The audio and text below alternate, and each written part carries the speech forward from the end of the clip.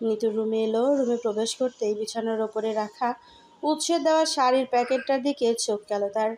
এখনো ভেতরটা খুলে দেখা হয়নি তার। বিছানা থেকে প্যাকেটটা নিয়ে ছিঁড়ে শাড়িখানা বের করে আয়নার সামনে দাঁড়ালো। গাঢ় গোল্ডেনে চকলেট কালারের কম্বিনেশনের জর্জেট একটা শাড়ি নিজের গায়ে মেলে ধরে মুচকি হেসে বিড়বিড় করে বলে উঠল, আপনার পছন্দের তারিফ করতে হয় মেজর সাহেব। এত সুন্দর শাড়ি আমার জন্য নিয়ে এসে ভুল করলেন। নিজেই এবার নিজেকে কতক্ষণ আমার থেকে আটকান দেখি। এমন করে নিজেকে ফুটিয়ে তুলবো আপনি আমাকে অসভ্যের মতো দেখতে থাকবেন। সভ্য পুরুষ থেকে অসভ্য বর হতে আর বেশি দেরি নেই আপনার। তাছাড়া আমি তো আছি। ঘরে বরকে যেভাবে ইচ্ছে ঘায়েল করা জায়েজ আছে। নিতু শাওয়ার নিতে যাওয়ার আগেই শাড়িটার সাথে কি কি পরবে সব কাছে বেছে বেছে সাজিয়ে রেখে দিল, যেন পরে খুঁজতে সময় নষ্ট না করতে হয়। শাড়ির সাথে কোন ব্লাউজ, কোন জুয়েলারি, কোন মেকআপ ইত্যাদি সব কিছুই ঠিকঠাক করে রাখলো। নিতু গোসল দিয়ে বের হয়ে প্রথমে চুল শুকিয়ে নিল, ড্রেসিং টেবিলের সামনে বসে গেল সাজতে। পুরো মেকআপটা যেন নো মেকআপ লুক হিসেবেই করবে ভেবে রেখেছিল সে। সম্পূর্ণ সাজ কমপ্লিট করে নিজেকে একবার দেখে নিল। পুরো মুখটা পরিষ্কার লাগছে, গাল দুটো শুধু একটু লাল, চোখের খুব ভালো করেই পরার মতো আইলাইনার দিয়েছে। পুরো সাজে তেমন চোখে পড়ার মতো কিছু না থাকলেও চোখজোড়া লাল টকটকে, ঠোঁটজোড়ায় আটকে যাচ্ছে। নিতু সিম্পল মেকআপে অসম্ভব সুন্দর রূপে আবিষ্কার করলো নিজেকে। চুলটা ভালোভাবে আঁচড়ানোর কাজটাও সেরে নিল। এবার শাড়িটা পরে ফেলার পালা। সেটা পরেও বেশিক্ষণ সময় লাগলো না নিতুর। গোল্ডেন ভারী কাজের ব্লাউজের সাথে গোল্ডেন আর চকলেট কালারের কম্বিনেশনের শাড়িটা দারুণ মিলেছে। গুছিয়ে রাখা হালকা গহনাগুলো নিয়ে আয়নার সামনে গিয়ে পুনরায় দাঁড়ালো নিতু। হালকা একটা গলার নেকলেস আর কানের দুলজোড়ায় পরে নিল। বাম হাতে নিজের পছন্দের ঘড়ি আর ডান হাতে ছুরিগুলো পরে নিতু ভুলল না আয়নায় নিজেকে দেখে প্রলম্বিত শ্বাস ফেলে মৃদু হাসল সে। মনে মনে ভাবলো, এই সাজটা শাশুড়িকে না দেখানো অবধি ভালো লাগবে না তার। ঘড়িতে সময় দেখলো নিতু, উৎসের আসারও সময় হয়ে গিয়েছে। জলদি শাশুড়ির রুমে থেকে ঘুরে আসবে বলে সিদ্ধান্ত নিল সে। মনের কথা শুনতে বেশি দেরি করলো না নিতু। সিঁড়ি বেয়ে নিচে নেমে শুরু করলো শাশুড়ির রুমের উদ্দেশ্যে। নেমে এলো নিচে। নিতু যেই না ফারিনা বেগমের রুমে ঢুকবে তখনই পেছন থেকে কারো পায়ের আওয়াজ এলো। থেমে গেল নিতু। পরিচিত পুরুষ কণ্ঠস্বরে ডাক ভেসে এলো, নিতু। ঘুরে তাকালো নিতু। চলন থামিয়ে দাঁড়িয়ে গেল উৎস। সামনে দাঁড়ানো নারীটির মাথা থেকে পা অবধি নিচের চাহনি দেখলো একবার। উৎসের পছন্দ করে নিয়ে আসা শাড়িটার নিতু সৌন্দর্য যেন কয়েক গুণ বৃদ্ধি পেয়েছে। উৎসের এইভাবে তাকিয়ে থাকা দেখে নিতু ঠোঁট টিপে মৃদু হাসলো। উৎস কিছু না বলে শুধু দেখে যাচ্ছে, তাই নিতু শুধালো, কেমন লাগছে আমাকে আপনার উপহার দেওয়া শাড়িতে? উৎস আনমনি জবাব দিল। সুন্দর, অসম্ভব সুন্দর লাগছে। নিতু হেসে জবাব দিল, ধন্যবাদ মেজর সাহেব। মনে ধরল তবে আমায় একটু। নিতু প্রায় গলা খাকারি দিয়ে কেশে উঠল উৎস। কোমল গলায় বলল, একটু বেশি সাজ হয়ে গেল না? সবাই বউ না দেখে তোমাকেই দেখবে। যেমন আপনি দেখছেন। নিতু সোজাসাপটা প্রশ্ন। উৎস থতমত খেয়ে নজর নামিয়ে নিল। জিহ্বা দিয়ে ঠোঁট ভিজিয়ে কিছু বলার প্রস্তুতি নিতেই নিতু ফের বলল, এই সাজেই যদি সবাই বউকে রেখে আমাকে দেখে তাহলে আপনি লাকি। আপনি জিতে গেছেন। সবাই অন্যের বউকে না দেখে আপনার বউকে দেখবে, প্রশংসা করবে। ভাল লাগবে না বিষয়টা? উৎস নিতুর কথায় জবাব না দিয়ে বলল, যাচ্ছিলে কোথায়? আমার রুমে যাও, আমি রেডি হয়ে নেই। নিতু হেসে বলল, আপনাকে সুন্দর দেখা লাগবে না। আপনি বাহিরের সবচেয়ে কুৎসিত সেজে গেলেও আপত্তি নেই। আপনাকে শুধু আমি দেখব। You are only mine major সাহেব। বৌভাতের অনুষ্ঠানে উৎস নিতু পৌঁছে গিয়েছে অল্প সময় হলো। এর মাঝে উৎস আর নিতুকে দেখে অনেকেই এগিয়ে এসে পরিচিত হয়ে নিচ্ছে। উৎসের নতুন বউ বলে কথা। মজার ব্যাপার হলো, এখানকার অনেকেই নিতু পুরনো পরিচয় চেনে। দেশের এক প্রকার গর্ব বলে কথা, যার কাজে বেশিরভাগ অনলাইন নির্ভর তাকে মানুষ চিনবে না, এটা স্বাভাবিক ব্যাপার। অন্যান্য দিনের মতোই নিতুকে আজ অসম্ভব সুন্দর লাগছে সবার কাছে। এখানে বিশেষ করে যারা 20-25 বছর বয়সী ছেলে মেয়ে আছে, তারা নিতুর সাথে ভাব জমাতে আসছে। উৎস নিতুর সাথে কথা বলার ব্যবস্থা করে দিয়ে একটু দূরেই দাঁড়িয়েছিল। যখন মেয়েগুলোর সাথে সাথে দুই একজন ছেলেও এসে নিতুর সাথে কথা বলছে, তখন উৎসের অন্যরকম এক অনুভূতি হচ্ছে। মনে মনে ভাবছে, বাহিরের মানুষের সাথে হেসে হেসে এত কথা কেন বলতে হবে? কই, তার সাথে তো এভাবে বলে না। কথায় কথায় তাকে লজ্জায় ফেলা ছাড়া এই মেয়ে অন্য কোনো রূপ সে দেখেনি। এদিকে নিতু নিজের সাথে যুদ্ধ করে একা একা অপরিচিত মানুষগুলোর সাথে কথা বলছে। কিছুক্ষণ পর উৎসের দিকে অসহায় ভঙ্গিতে তাকাচ্ছে। মনে মনে যেন বলছে, আমাকে এখান থেকে বের করে নিয়ে যান। উৎস হঠাৎ নিতুর দিকে তাকাতেই চোখে চোখ পড়ল। জোরপূর্বক হেসে কিছু বোঝাতে চাইলে উৎস কিছু বুঝলো কিনা কে জানি, সে এগিয়ে সে হাতের ওয়াচের দিকে তাকিয়ে নিতুকে উদ্দেশ্য করে বলল, এবার খাবারের দিকে যাওয়া যাক। বিয়েবাড়ির মূল আকর্ষণ খাবার। খাবারের চেয়ে নেশালো প্রেমিকা এই দুপুরবেলা খালি পেটে আর কাউকে মনে হচ্ছে না। তাড়াতাড়ি আমার সাথে আসলে বড্ড উপকার হয়। নিতু সবার কাছ থেকে বিদায় নিয়ে উৎসের সঙ্গে হাঁটা ধরলো। কি মনে করে এদিক ওদিক দেখে নিতু আজ প্রথমবারের মতো উৎসের হাত ধরায় সাহস দেখালো। আলতো করে হাতের মধ্যে হাত দিয়ে বলল, আমার ওখানে বড্ড অসহায় লাগছিল। এভাবে দাঁড়িয়ে দাঁড়িয়ে অতক্ষণ কথা বলা যায়? উৎস হাতের দিকে তাকাতেই নিতু উৎসের দিকে তাকিয়ে রইল। উৎস হাত ছাড়িয়ে নিয়ে বলল, পরিচিত মুখ বলে কথা, মানুষ তুলো তুলো করে রাখবে, এটাই স্বাভাবিক। আপনার বউকে সবাই এত পছন্দ করছে, আপনার ভালো লাগছে না? হ্যাঁ, খুব ভালো লাগছে। গান বাজলে খুশিতে নেচে উঠতাম, এত ভালো লাগছে। নিতু মুচকি হেসে বলল, খুশিতে গান বাজিয়ে সবার সামনে নাচের বিষয়টা আপনার সাথে ঠিক যায় না। আপনি চাইলে মৃদু আলোতে আমরা বিভিন্ন ধরনের কাপল ডান্স দিতেই পারি। শুধু আমি আর আপনি থাকবো, না থাকবে দেখার কেউ আর না থাকবে বলার কেউ। ভালো হবে না? উৎসর চোখ মুখ শক্ত করে বলল, আপাতত খেয়ে উদ্ধার করুন। কাকে? মানে? খাবো। বড্ড অসভ্য মেয়ে তুমি। অসভ্য মেয়ে না, অসভ্য বউ। উৎসার কোনো কথা না বাড়িয়ে ততস্থ পায়ে এগিয়ে গেল। খাওয়া দাওয়ার শেষ করে পুনরায় সবার সাথে দেখা সাক্ষাৎ করে বাড়ি ফিরবে বলে ঠিক করছিল উৎস। হঠাৎ এক লোক হাতে ক্যামেরা নিয়ে তাদের দুজনের সামনে এসে দাঁড়ালো। বিনয়ের সাথে নিতুকে উদ্দেশ্য করে বলল, আপু, আপনার কিছু ছবি তুলে দেই। আপনার ফটোশ্যুট করার খুব ইচ্ছে আমার, সেটা তো পূরণ হওয়ার ছিল না। হাতে গোনা 3-4টা ছবি তুলে দেই। আমি খুব খুশি হব আপনি অনুমতি দিলে। আমি আপনার অনেক কাজ দেখেছি। নিতু কিছু না বলে উৎসের দিকে তাকালো। উৎসের মুখ দেখে সে স্পষ্ট বুঝতে পারছে উৎস হিসেবে ভীষণ বিরক্ত হচ্ছে।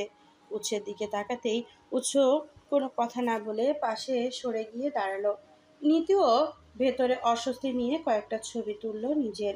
নিতু খেয়াল করলো লোকটা থামার নাম নিচ্ছে না, ছবি তুলেই যাচ্ছে। তখন সে নিজে থেকেই বলে উঠল, ভাইয়া, আমার বোধহয় ছবি অনেকগুলোই তোলা হয়েছে। লোকটা মুচকি হেসে বলল, আপু, আপনার মতো কাউকে পেলে কি আর ছবি তোলার এটি টানতে ইচ্ছা করে? আচ্ছা, যাই হোক, হোয়াটসঅ্যাপ নম্বর বা কিছু দেন আমাকে, আমি ছবি এডিট করে পাঠিয়ে দিব। ছবিগুলো মাশাআল্লাহ অনেক সুন্দর এসেছে। আপনার এমনিতেও কোনো তুলনা হয় না। নিতু আধো আধো গলায় বলল। নম্বর? লোকটা ওপর নিচ মাথা ঝাঁকিয়ে বলল, জি, ছবি পাঠিয়ে দেব। নিতুকে কিয়ৎক্ষণ চুপ করে রইল। পরক্ষণেই উৎসকে ডেকে নিল। ফটোগ্রাফারকে বলল, আমাদের দুজনের একসাথে কয়েকটা ছবি তুলে দেওয়া যাবে? লোকটা প্রথমে কিছুক্ষণ উৎসকে দেখে নিল, তারপর জোরপূর্বক হেসে বলল। জি, অবশ্যই। নিতু উৎসকে শিখিয়ে শিখিয়ে কয়েকটা ছবি তুলল। ফটোগ্রাফার ভ্যাবাচ্যাকা খেয়ে গেল, হয়তো কিছুটা। তার জানা মতে নিতু আনম্যারিড। হঠাৎ এমন কিছু দেখে সে হজম করতে পারছে না। সে কোনো কথা না বলে চুপচাপ ছবি তুলল। ছবি তোলা শেষে হতেই নিতু মৃদু হেসে উৎসকে বলল, তোমার হোয়াটসঅ্যাপ নম্বরটা ওনাকে একটু দাও, উনি আমাদের ছবি পাঠিয়ে দেবে। লোকটা আগ্রহ দমাতে না পেরে জিজ্ঞেস করেই বসলো। ম্যাম, উনি কে হন আপনার? নিতু উৎসের দিকে তাকিয়ে নির্দ্বিধায় বলে উঠল। আমার বর, আমরা নিউলি ম্যারিড কাপল। লোকটার মুখটা হয়তো চুপসে গেল নিতুর কথায়। মনে কি ছিল কে জানে। নিতু উৎসের হাতটা পুনরায় ধরল। উৎস এবার আর ছাড়িয়ে নেওয়ার চেষ্টা করলো না। নিতু লোকটার থেকে বিদায় নিয়ে বলে উঠল। যাওয়া যাক। উৎস শুধু মাথা নেড়ে সম্মতি জানালো। কেটে গেল বেশ কয়েকটা দিন। উৎসের ছুটির মেয়াদ অর্ধেকের বেশি পৌঁছে গেছে। দুজনের মধ্যকার দূরত্ব অনেকখানি ঘুচলেও কাছাকাছি আসা হয়নি দুজনের কারো। উৎস আজকাল নিতুর প্রতি টান অনুভব করে, যেটা দিনকে দিন মেয়েটা নিজ দায়িত্বে বাড়িয়ে নিচ্ছে। নিতু কখনোই সুযোগের সৎ ব্যবহার করতে ছাড়ে না, সব কিছুতে নিজের কর্তৃত্ব ফলাতে ব্যস্ত। উৎস নিজেকে অভ্যস্ত করে নিচ্ছে। নিতু সেরফ জানিয়ে দিয়েছে সে আর বাহিরে কোনো দেশে যেতে চায় না আপাতত। উৎসের যদি কখনো মনে হয় নিতুর সাথে আর থাকা যাচ্ছে না, তাকে সহ্য করা যাচ্ছে না, তাহলে সে নিজে থেকেই কোথাও চলে যাবে। উৎস এ ব্যাপারে নিতুর সাথে কোনো কথা বলেনি। এরপর ফারিনা বেগম ছেলেকে বুঝিয়েছেন এবার উৎসের সংসারে মন দেওয়া উচিত। নিতুকে তিনি মনে প্রাণে মেনে নিয়েছেন। ছেলের বউ হিসেবে নিতু একদম পারফেক্ট। নিতু নিজের তাগিদে সব কিছু গুছিয়ে নিচ্ছে। উৎস যেন মনের অজান্তেই নিতুর সাথেই মানিয়ে নিতে ব্যস্ত। ফারিনা বেগমের শরীরটা খারাপ যাচ্ছে কয়েকদিন হলো। নিতু আজ নিজেই ওনাকে ডক্টরের কাছে নিয়ে যেতে চেয়েছিল। উৎস নিতুকে যেতে না দিয়ে নিজেই মাকে নিয়ে ডক্টরের কাছে চেক আপে গিয়েছে। বিকেলে বেরিয়েছে মা ছেলে। ওদিকে ডাক্তারের কাছ থেকে ফারিনা বেগম একটু বোনের বাড়ি থেকে ঘুরে আসবেন বলে জানিয়েছেন। বের হওয়ার সময় বাসায় কেউ নেই। নিতু ভাবলো রুমটা একটু অন্যভাবে গোছাবে। ভাবনা অনুযায়ী এটা ওটা করতে করতে নিজের কিছু প্রয়োজনীয় কাগজপত্র আলমারির ড্রয়ারে রাখতেই ড্রয়ার খুলতেই একটা খামের দিকে চোখ গেল তার। বাম হাতের খামটা নিয়ে নিজের কাগজগুলো ভেতরে রেখে বিছানায় এসে বসলো। খামের বাইরে উৎসের নাম এবং ঠিকানা লেখা। সম্ভবত কাগজটা হাতে হাতে না এসে কোনোভাবে বাসায় পৌঁছে দেওয়া হয়েছে। নিতু জানে কারো অনুমতি ছাড়া কোনো কিছুতে হাত দিতে নেই, কিন্তু খামটা দেখার পর থেকে সে ইচ্ছে দমে রাখতে পারছিল না। শুকনো ঢোক গিলে খামের ভিতরে থাকা কাগজখানা বের করলো সে। ভাঁজ করে রাখা একটা মোটা কাগজ হাতে নিয়ে ভাঁজ করলো। নিতু চোখ বলিয়ে যেতে শুরু করলো। লাইনের পর লাইন বুঝতে পারলো এটা ডিভোর্স পেপার। উৎস এবং তার প্রাক্তন স্ত্রীর নামও সেখানে লেখা। নিতু সম্পূর্ণ কাগজটা খুঁটিয়ে খুঁটিয়ে দেখে চোখের সামনে থেকে কাগজ নামাতেই বুঝতে পারলো সামনে কেউ দাঁড়িয়ে আছে। মুখের বর্ণ তার রক্তাভ, চোখ দুটো যেন এখনই বেরিয়ে আসবে। কপালে বিন্দু বিন্দু ঘাম, চোখে মুখে ক্রোধ স্পষ্ট। নিতু কাগজখানা হাতে নিয়েই দাঁড়ালো। সামনে থাকা ব্যক্তি দ্রুত পায়ে এগিয়ে এসে নিতুর হাত থেকে কাগজটা এক প্রকার ছিনিয়ে নিয়ে শক্ত গলায় বলে উঠল। তোমার সাহস কি করে হলো আমার ব্যক্তিগত ড্রয়ারে হাতে? আর আমার ব্যক্তিগত জিনিস তুমি দেখছো? কারো অনুমতি ছাড়া তার কোনো কিছুতে হাত দিতে হয় না, সেটা জানো না তুমি? এত ম্যানারলেস মেয়ে তুমি, এটা জানতাম না। উৎসের এতগুলো কঠিন কথা অসহায়ের মতো গিলে নিল নিতু। উৎসের কথায় জবাব না দিয়ে ভারী কণ্ঠে শুধালো। আপনি আমাকে মিথ্যে কেন বলছেন উৎস? আপনি ডিভোর্সি নন, আমাকে বিয়ে করার আগে থেকেই বিবাহিত। নিতু থেমে ধরা গলায় ফের বলল। আপনি আগে বিয়ে করেছিলেন, সম্পর্ক টিকেনি, ডিভোর্স হয়েছে, সেটা জেনেই আমি বিয়েতে রাজি হয়েছিলাম। সবচেয়ে বড় কারণ ছিল আমি আপনাকে ভালোবাসি। আমি আপনাকে আমার আচরণ, কাজকর্ম দিয়ে সবই বুঝিয়েছি। ধীরে ধীরে আমার প্রতি আপনিও হয়তো দুর্বল হচ্ছেন বা আমাকে নিয়ে ভাবছেন, এটাই চিন্তা করেছিলাম। আমি আমাদের সম্পর্কে কোনো জোর জবরদস্তি নিয়ে আসিনি। সব কিছু স্মুথলি চলছিল, আপনি আমাকে শেষ পর্যন্ত ঠকালেন। উৎস হাতের কাগজটা টেনে ছিঁড়ে দুই ভাগ করে ফ্লোরে ছুঁড়ে ফেলল। আঙ্গুল উঁচিয়ে নিতুকে উদ্দেশ্য করে বলল। আমার ব্যক্তিগত জীবনে কেউ হস্তক্ষেপ করুক এটা আমার পছন্দ না। তুমি সেই অপছন্দের কাজটাই করে ফেলেছ। মানুষের সাথে সহজ হতে আমার অনেক সময় লাগে, হতেই পারি না। সেক্ষেত্রে তোমার সাথে সমস্যা হচ্ছিল না তেমন। শেষ সময়ে এসে সেই তুমিও অন্যদের মতো ধরা দিলে। নিতু বলল। আপনি সত্যিটা লুকিয়েছেন কেন? আপনি সত্যিটা বললে আমি নিজেই বিয়েতে রাজি হতাম না। সতী নিয়ে সংসার করার বিন্দু মাত্র ইচ্ছে আমার নেই। আপনার মতো মানুষ আমি আমার জীবনে দুটো দেখিনি। কিভাবে পারলেন বিবাহিত থেকে আমাকে বিয়ে করতে? উৎস তীক্ষ্ণ দৃষ্টিতে নিতুর দিকে তাকালো, গম্ভীর গলায় বলল, আমি বলেছিলাম আমাকে বিয়ে করতে। আমি বিয়ে করব না বলেই আম্মাকে সব জানিয়েছিলাম। পরে তুমি আমাকে এটা ওটা বুঝিয়ে বিয়ে করতে বাধ্য করেছো। নিতু চিৎকার করে বলে উঠল, আপনি বাচ্চা? আপনাকে এটা ওটা বুঝিয়ে বিয়ে করেছি মানে? অমানুষ আপনি।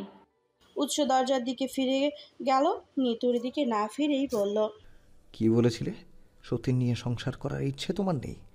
শোনো, তোমার সাথেই সংসার করার আমার বিন্দু মাত্র ইচ্ছে আমার নেই। আমি তোমাকে বিয়ের আগে সব বলেছি। এটাও বলেছি যে আমি সহজে ভালোবাসার মতো সম্পর্কে আর জড়াতে চাই না। আমি ঠকতে ভয় পাই।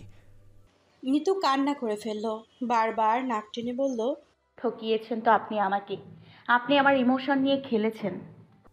এক কথা বারবার শুনতে ইচ্ছে করছে না আমার। আমি কারো ইমোশন নিয়ে খেলিনি। আমি তো এই 1.5-2 মাসে স্পর্শ অবধি করিনি।